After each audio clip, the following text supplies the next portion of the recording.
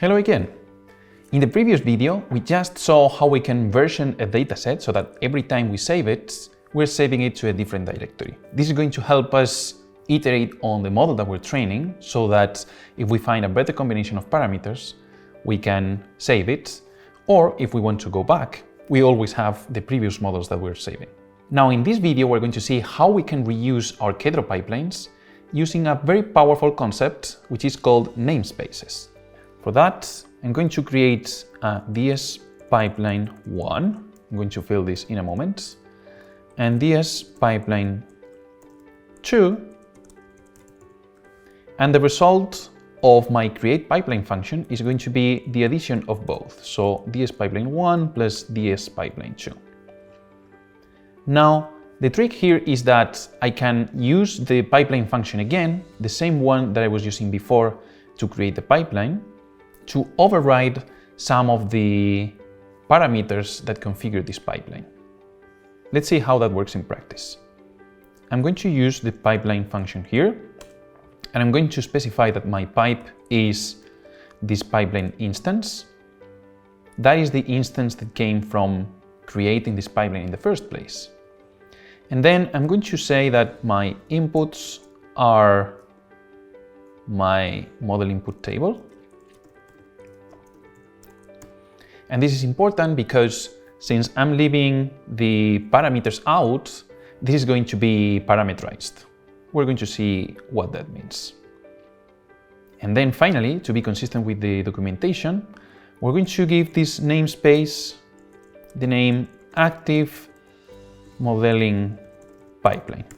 So think of this as the first pipeline that we created.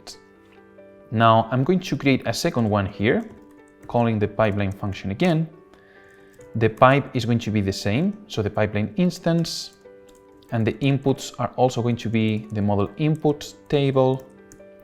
And in this case, I'm going to change the namespace, and it's going to be candidate modeling pipeline instead.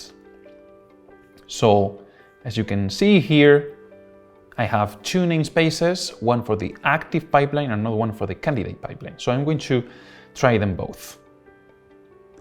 Now I need to do some of the changes here. I already changed the pipeline, but now I will need to change the input parameters as well. For that, let me go to the parameters data science file again. And now I'm going to expand this table so that there's two different sets of parameters here. So one is going to be active modeling pipeline, and then I'm going to put all of this inside that. And next, I'm going to add a candidate modeling pipeline, and this will contain a different set of model options. To be consistent with the documentation, we can check here, this is the catalog, not yet, the parameters, and we specify a test size of 0.2, same as before, random state of 8, which is different, and a smaller set of features. So I'm going to copy and paste this part here.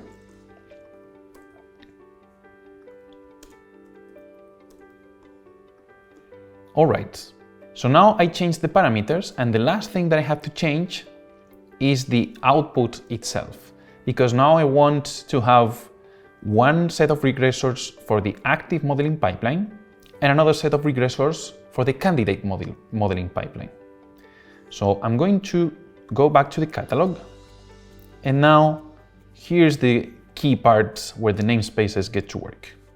I'm going to copy paste this part here, and I'm going to add a prefix here with the same name as the namespace. So this will be active modeling pipeline, and this other one will be candidate modeling pipeline.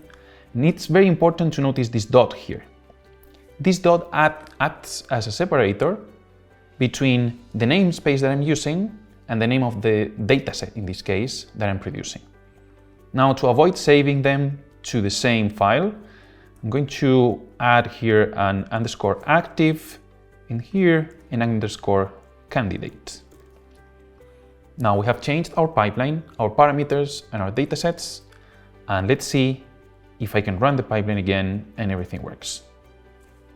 Now I'm going to do Kedro run pipeline data science,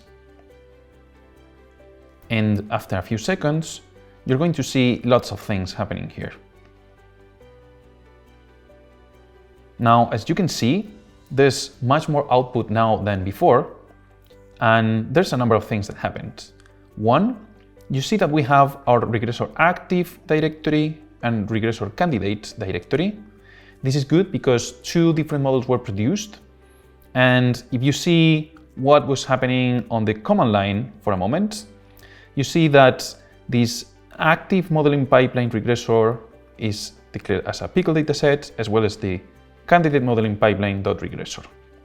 So what's happening here is that Kedro is running two different versions of the same pipeline, and it's changing the input parameters.